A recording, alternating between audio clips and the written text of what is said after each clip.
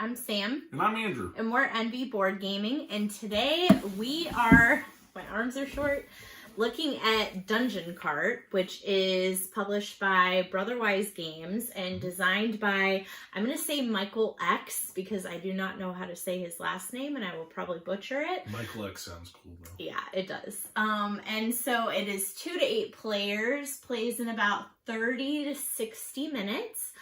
So Andrew is going to show us how to play, and then we'll be back.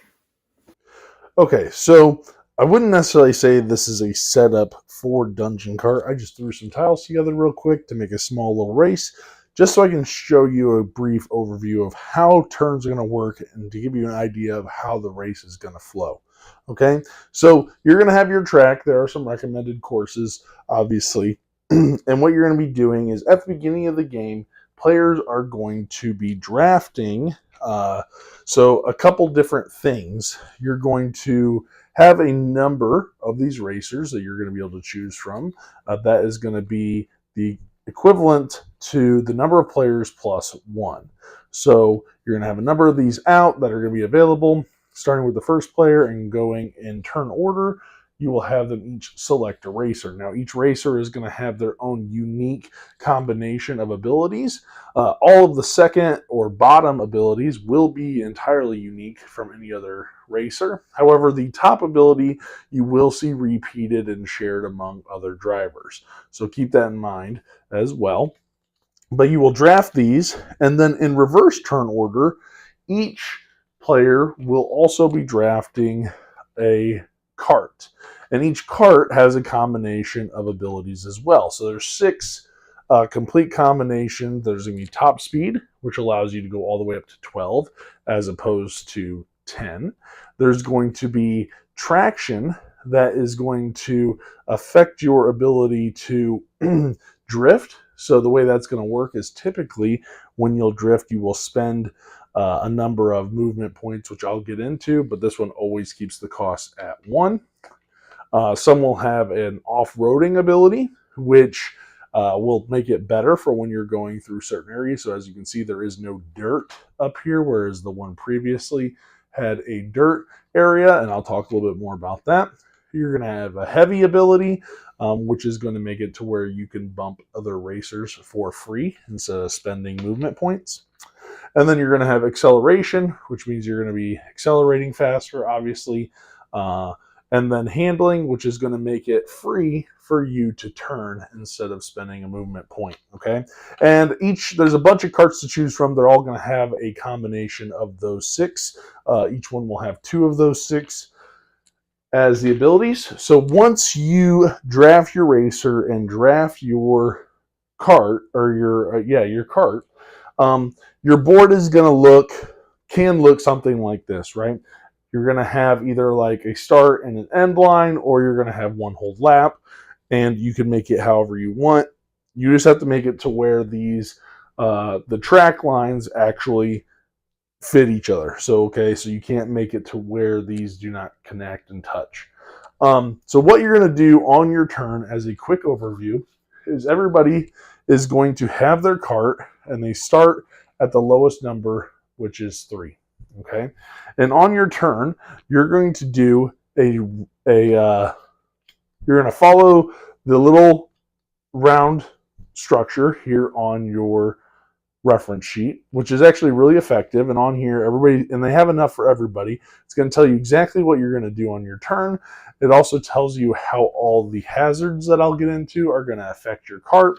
And it also lets you know what each of the different actions are that you can do, as well as what the cart abilities are if you forget about them. So this is very handy. But during your round structure, I'm not going to go into this first one. I'll talk about that a little bit later. But you're each going to take your turn, and on your turn, you are going to set your speed. So at the very beginning, and with every other turn, you can adjust your speed up or down by 1. Unless you're already at the lowest possible option or at the highest. Okay, if you can't go any lower, you can stay there, or you can go up. If you're at the highest, you can either go down or stay there. However, if you're anywhere in between, you must select increasing or decreasing your speed. Okay, you cannot stay at the same rate. All right, so you must choose to go up or down 1. Then, after you choose your speed, so if I'm here at 3 and I choose to go up to 5, then I'm going to spend my movement points. Your movement points are going to be the number that your speed is here on your little dashboard. And you're going to spend those to do a number of actions. There are technically 5, but for the most part, you're going to ignore this brake one because even the rule book says it's a race. You're not really ever going to use the brake. And in all the games that I've played, I've never used that action. So I'm going to go over the other 4 because I don't think you're really ever going to use the 5th action. Now, the first one is pretty simple. It is going to be drive. Now, I'm going to try to zoom in here and show you some of the features here on the board. And I'm going to slide this up a little bit. So here you can see I have a couple racers. I'll pop these off. These are acrylic, which are really nice. But I'm going to lay them on them sides just to show you what they're going to look like. I just have a couple here to show how each one is going to work. So you can see typically they'd be standing up facing a certain direction. So in this example, he is facing forward. And I'm going to start spending those movement points. So if I'm Porcus and I just want to move forward, so I can do this as many times as I want on a turn. But when you move forward, you're going to spend movement points that are equal to the space you're moving into. So as you can see, there's these little pips that you're going to be having. And I can spend 1 to go into that space. So that's 1. I can go 2, 3, and then I can even move into the grass here for 4 or 5. Okay. Different terrain is going to have different costs. So as you can see, the road is always going to cost 1. The dirt is also going to cost 1. Grass will cost 2. Mud will cost 3. And also, as you can see over here, water will also cost 3. Because obviously, as you enter water and grass and mud, it's going to slow you down. And I'll talk a little bit about how that's going to affect you in the later turn. And again, you can move forward as many times as you want. Also, keep in mind, you must spend every single movement point. I cannot spend 4 out of the 5. I have to spend the complete 5. That means if I have 10, I have to spend all 10. Now, the other thing that you can do on your turn is turn. Okay? And what that means is that you're just going to shift your cart 60 degrees. So I go from facing forward to I can turn this direction, right? Or I can go from facing forward to turning this direction so that then my cart is going this way. All right? Now, for each round, you're only going to be able to do this once. So on your turn, you can only turn once. That is, unless you have an ability like Porcus here that can spend 2 coins and he will get an extra turn for 1 movement point that he can use. Okay?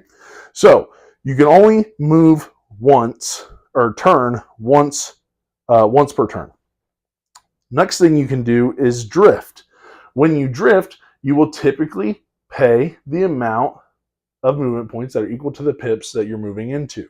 So when you drift, you're going to be moving forward, but diagonally. So I can go this way, or I can go this way. Okay? And you will pay the cost of the space that you're moving into.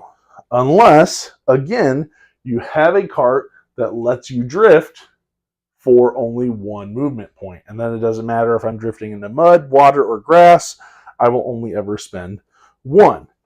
And like I said before with the turning, it would typically cost 1. However, if you have somebody that has handling, your cost to turn is 0. And keep in mind that that is only for your first turn. If you use an ability here, it says that you can get an additional turn for 1 movement point. So it still will cost you for that second one. Okay, so that's driving, turning, drifting. The next thing you're going to see here is going to be bumping. Bumping is going to occur when you are going through the space that another driver is in. You can never end your movement in the same space as another driver. However, as you are moving through another driver, you can spend a movement point to bump them. So if Porcus was going through Killa, as I'm moving through, I can spend a movement point to either bump him straight to the left, straight to the right, or straight ahead. And this would be a great way be able to knock them into some hazards that I'm going to talk about in a little bit. All right. And again, if you have a cart that has the ability heavy, you are allowed to bump for free. Now, when you're bumping, you can never bump another cart into an additional cart. So I can't bump another racer into another racer. Okay, I can bump them into walls and make them crash, or into hazards, or into different terrains, but I can never bump them into somebody else. Okay, and you can only bump each racer once. So I can't keep bumping the same racer over and over and over again. And those are going to be the 4 main actions. Like I said, the 5th one, brake, even the rule book says you're not going to use this very often, if at all. So I'm not even going to worry about going into that.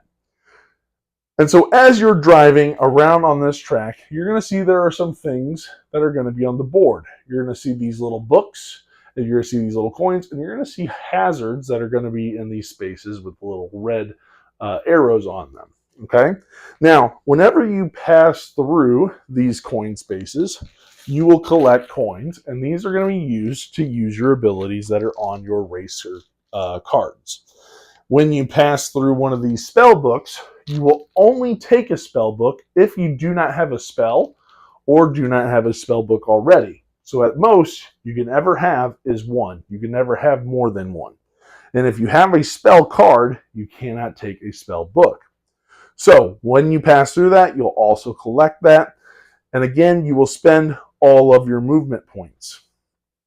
At the end of the round, if you have a spell book, you will cash that spell book in for a spell card. Now, depending on the number of racers, it could determine what kind of spell you're going to get. So in a 4-player race, first is going to get a level A spell, 4th place will get a level C. However, if I'm playing with 8 different racers, you might have 4th place getting a level B, and then 6 through 8 getting level Cs. And the reason why they're broken into different levels is because the higher the level, the more aggressive the spells are. So if I'm in first place and I get a spell book, I'm going to get a spell. It might give me some free coins. It might give me a zombie. It might give me a firebolt or a bomb that's in here.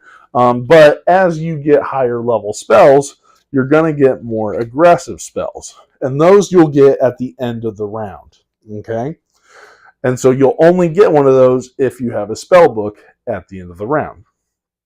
Okay? So after you spend your movement points, you also on your turn can cast any spell cards that you do have. Now, some spell cards will tell you to spend them at a certain time. For example, if you have this freeze card, you have to play it at the beginning of the round before any player goes, right? There will also be ones like this fear card where you have to play it at the very start of your turn. So, and the same will be for rage. So they will tell you if they have to be played at a specific time. Otherwise, you can play them at any time during your turn, okay? So you set your speed, you spend your movement points and cast any spells, and then you'll be able to also spend any coins that you want for your abilities here, okay? And then what's going to happen at the end of your turn is, depending on the different terrain you go through, it's going to give you a terrain penalty. So if I'm going 9 and I end up driving at some point through some grass, but I get back on the dirt, whatever, I'm going to look at the different terrain that I pass through, and whichever one is the highest penalty is what I'm going to take. So even though I'm in dirt, I passed through grass to get there, I would have to shift down to the grass area. And this is where that off-roading ability cart is going to come in handy, because there is no penalty for dirt, and the penalty for grass is not as severe as the other carts. Okay? So you have mud, you have water, and they're all printed on there. Now, the other things you're going to have happen is you're going to have these hazards. And some of them, like let's see, this little, what are they called? They're called the Fang Root, that if you end your turn anywhere adjacent to them, then you are going to spin out, right? Same thing, there's going to be some oil here, right? That will also cause you to stop and to spin out. Okay, well, that one doesn't make you spin out, that just makes you shift down. But some will make you spin out. For example, zombies will make you spin out. All right. But what that's going to do is that it's going to make you shift all the way back down to the spin out area. Okay, you'll stop, you'll spin out. If you ever hit things like if you crash into some hazard, some will cause you to crash, or if you hit a wall, you will also crash. And in that case, you will automatically drop all the way down to the bottom. You can put your little racer on the side to show that it's crashed, because what's going to happen when you crash is that in the next turn, you can orient them in any direction that you want. So that's the one benefit from crashing, is that if you weren't facing a favorable direction, when you come back to your next turn, you will be able to adjust the direction that your racer is facing. Okay? And that's pretty much what you're going to be doing, is spending these movement points going around the track until somebody wins. You finish out the round to see who crosses the finish line. If multiple people cross the finish line, it's going to be whoever has the most movement points remaining after they've crossed the finish line. Okay? And you are going to reevaluate who is in first, second, third, fourth, and so on each round. And you're going to be continuing in turn order from whoever the new leader is. Okay? Now, one thing I do want to point out real quick, since we already talked about a number of hazards, some will make you crash, some will give you benefits. So, for example, there is a little speed boost here, and some of these have corresponding dice. So if you are to move through one of these little speed boosts, you would roll the dice and you advance forward in the direction that you're facing between 1 and 4 hexes. So in this case, I'd be going 2. Over here, you have the Smasherator. For that one, when you go to pass through it, you'll roll that corresponding dice, and you will either crash, spin out, or gain some coins. Okay, so it's a kind of a little bit of a risk. Could get some reward, could end up crashed. So you do have those. Also, something I wanted to point out when it comes to hazards is you're going to have these fighters. Now, some fighters are very basic and they're going to look like this. If you hit them, you crash. If you miss them, great. However, some are going to have these little helmets. These are epic fighters, and they come with their own little rules, and they change up the race a little bit.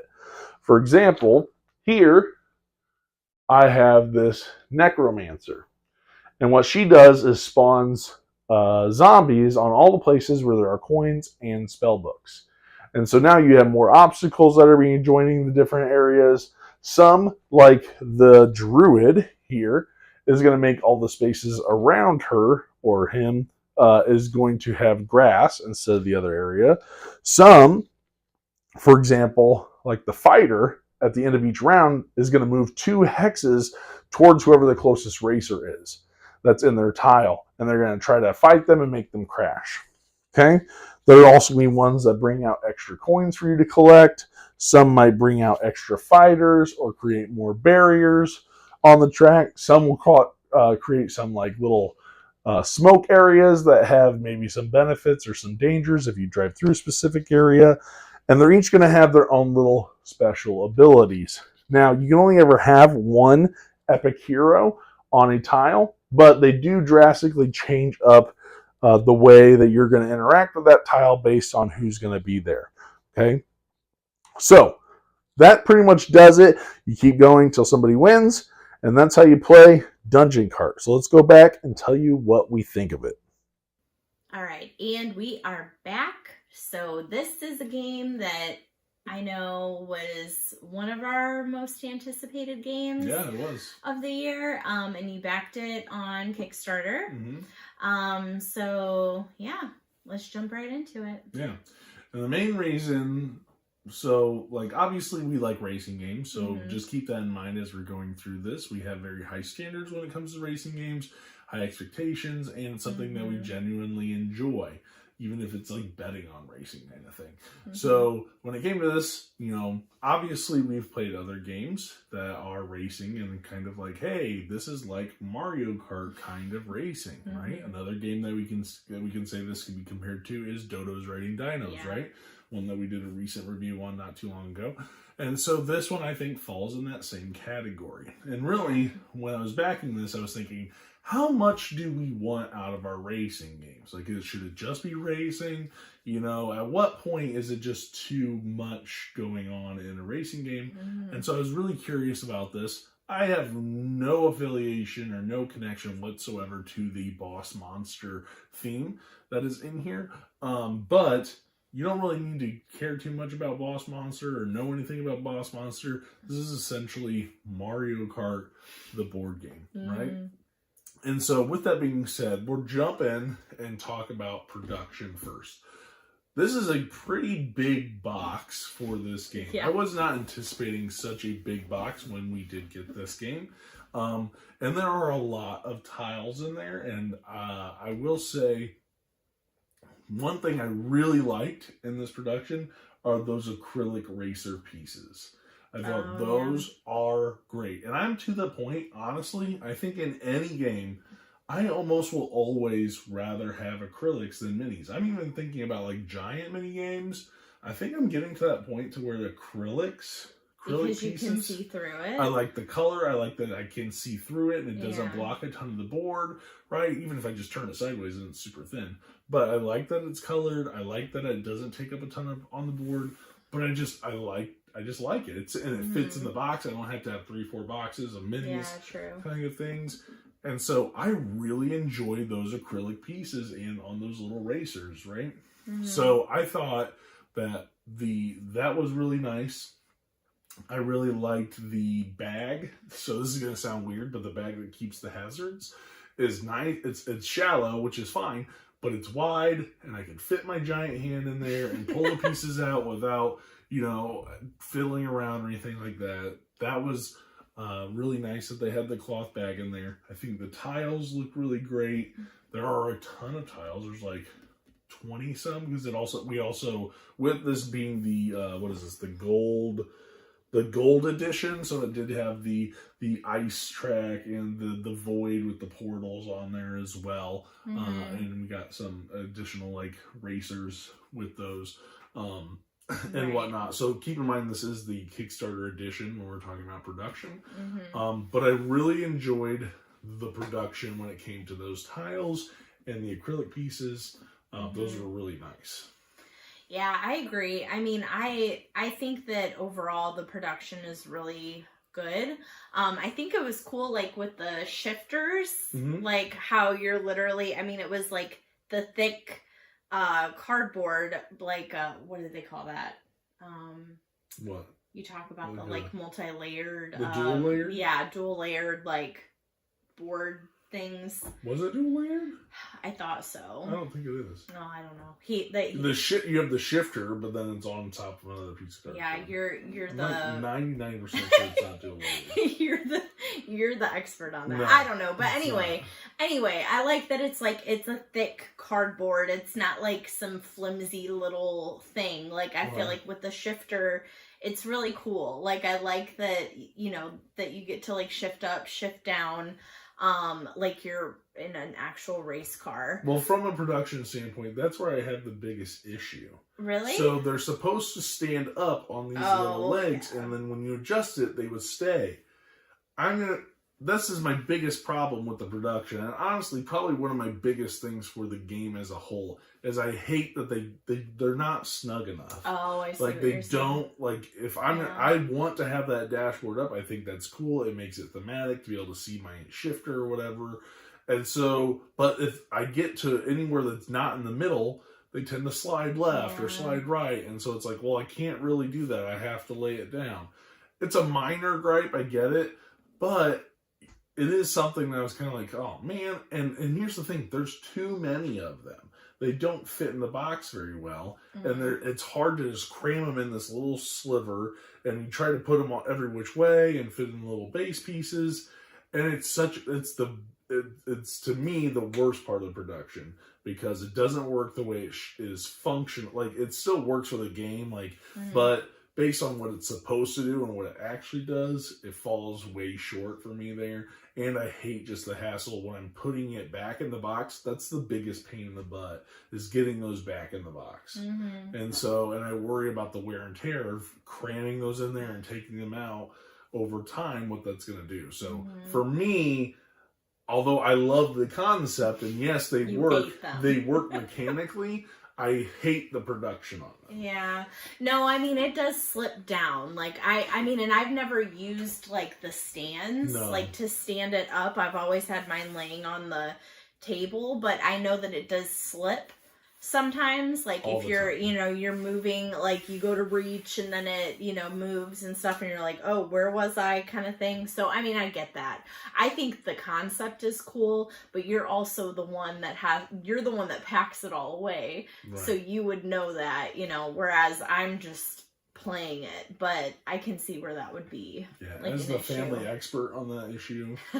Yeah, when it comes to production, I'm just like, ooh, it looks pretty. No, I really like the art on the tiles and everything. It looked really cool. The cards, it was really nice. I like that. The graphic design was easy to understand. Yeah. I didn't think it was hard. Like, there wasn't like icon overload. Very simple, I thought there.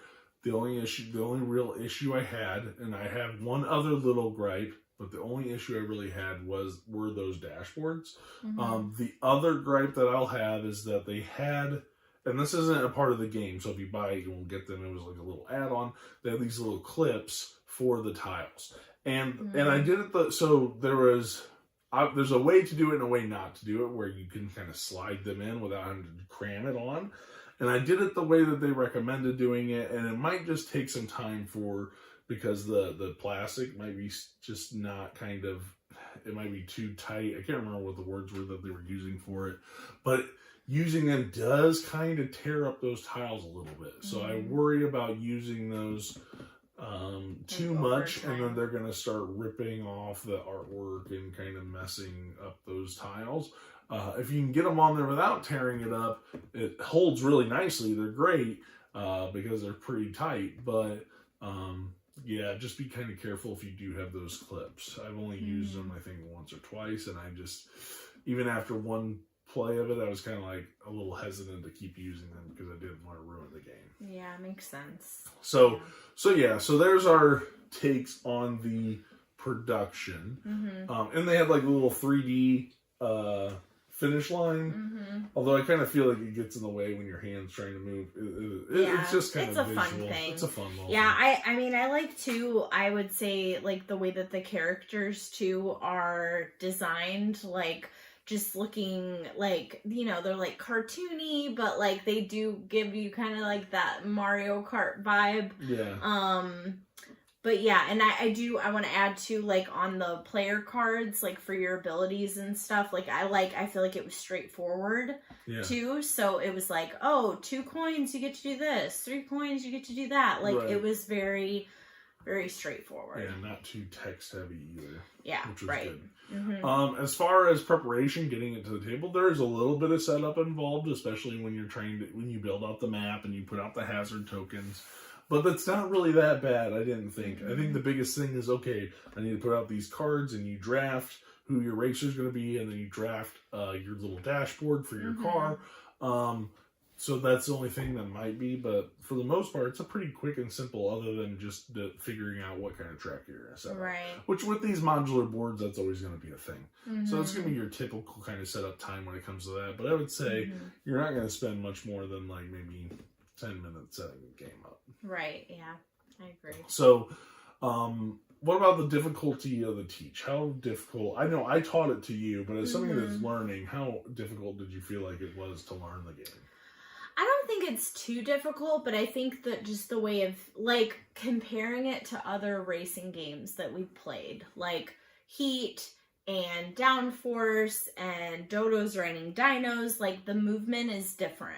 So, like, it kind of has a little bit of a, not necessarily like a Snowtails type feel, because you have the drifting and the turning, and, like, obviously there's some mandatory drifting you have to do in Snowtails. For this one, it's not mandatory. I can see what you're saying about that. Like, you've got movement points, and so it's like you have to think of it in a different way of like, okay, I'm not, in downforce or like heat. You're not just moving to the next tile or the next space. You have to actually like turn, if you're not facing that direction. You have to take that into account when you're playing it. So I think it was just for like learning it, especially if you've played games like Downforce and Heat and different racing games. Like, it's just a different way of thinking. Right. So that first game that I played, I felt like it was all just kind of learning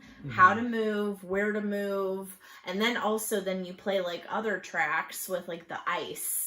Where like you're sliding, and so that was more complicated. Like, well, I wouldn't recommend playing those until after you get it under your belt with the regular tracks. For sure. Yeah, so I mean, it's just a different way of thinking, but I feel like overall, like, it is. We did play this with a group of friends too, and I feel like they all caught on like pretty quickly. Oh yeah, it wasn't definitely like.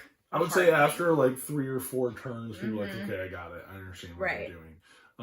But yeah, the idea of, okay, I can only drift once, I can only turn once, like, I have to use all of my movement points. You have to have that in your head. You have the terrain, like, it's going to cost you a certain amount of movement to going through different terrain kind of thing.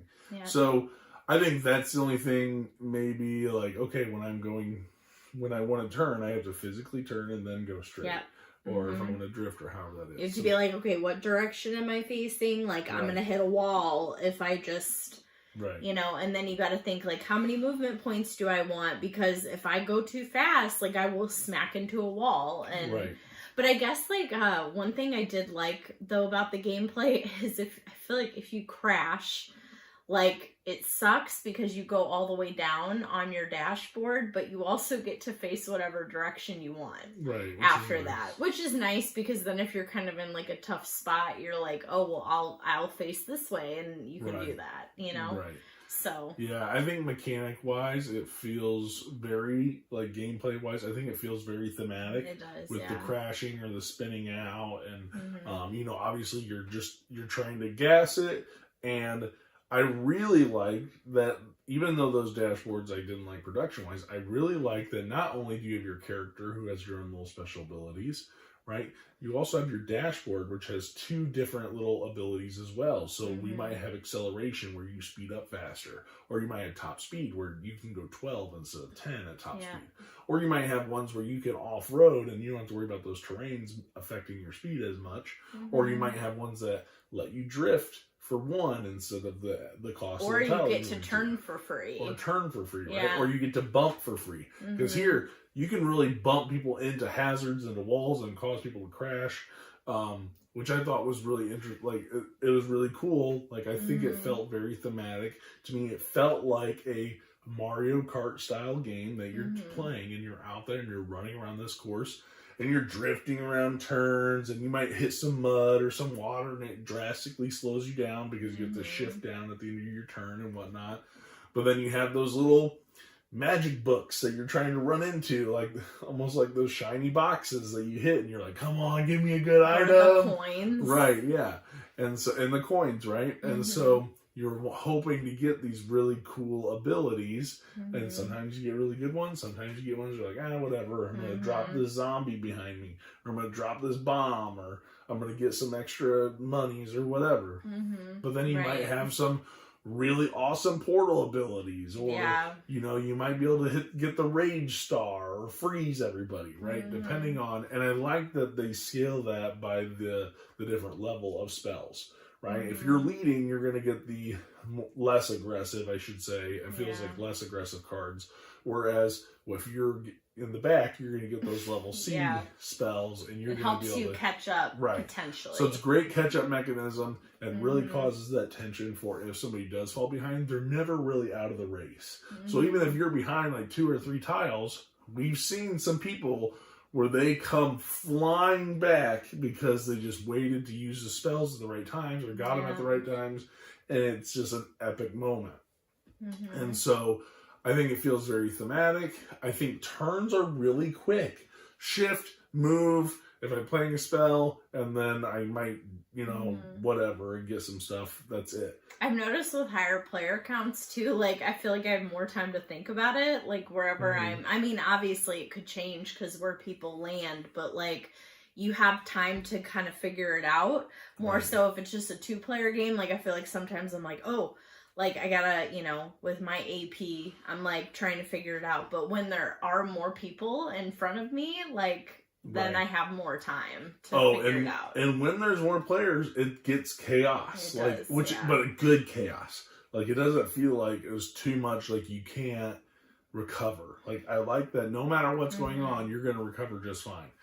And just because you get hit, chances are everybody else is getting hit or bumped or, putting themselves in a weird position where they have to correct, or they're flying into walls or whatever. Like, I like that craziness that you're going to get from a game like, I'm going to keep saying Mario Kart, right?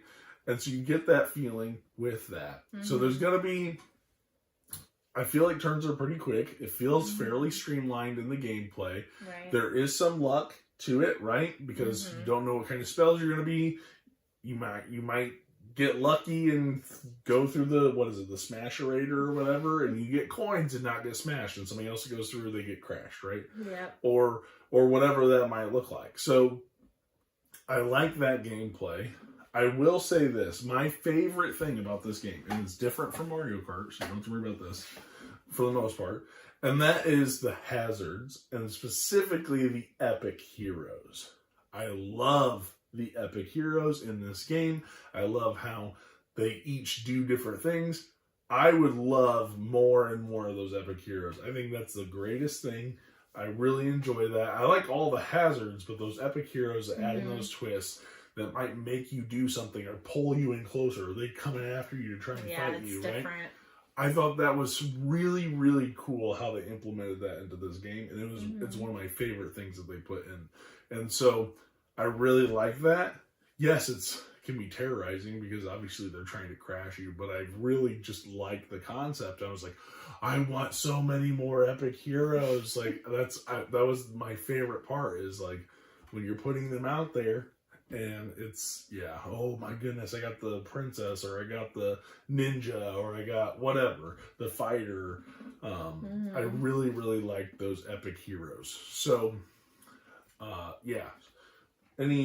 feel like I've been kind of pumping it up. I talked a little bit about negatives for production. Do you have any negatives?